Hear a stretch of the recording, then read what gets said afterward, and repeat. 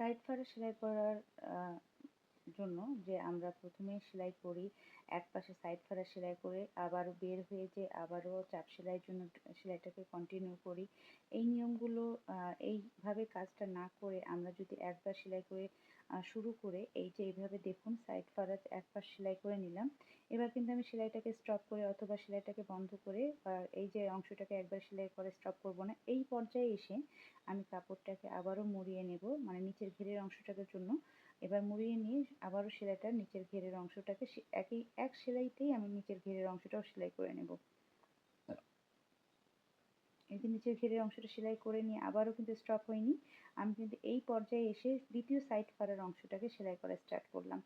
এই নিয়মে যদি আপনারা সেলাইটা করেন তাহলে এই যে ঘেরের অংশের সেলাই ফিনিশিংটা দেখতে খুবই ভালো লাগে।